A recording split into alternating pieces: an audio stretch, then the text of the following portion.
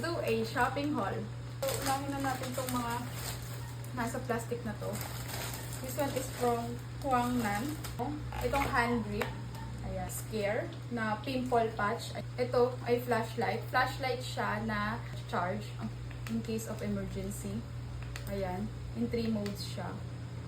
Tapos, mayroon din siya dito. Ang galing. G chocolates. Mahilig din ako sa strawberry, kaya yan ang binibili ko.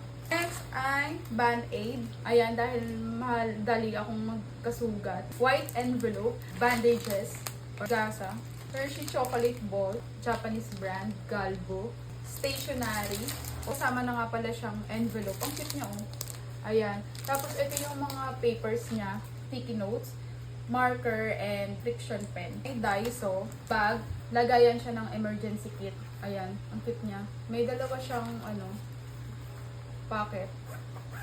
Tapos, ang smooth lang. Tapos, leather din siya. Mura lang siya, guys. Atomizer case, kulay pink.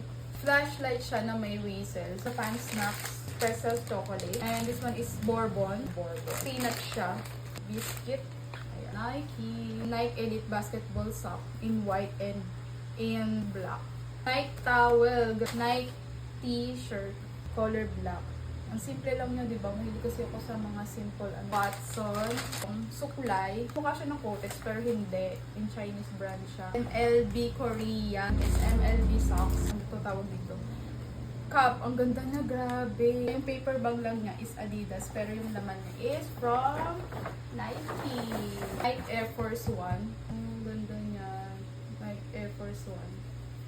So that is for today's video, guys. So sana nag-enjoy kayo. At meron pa akong mga i-unbox na mga parcel na parating. So stay lang kayo dyan para sa part 3 ng ating mga unboxing. So thank you for watching, guys. Hope to see you on my next one. Bye!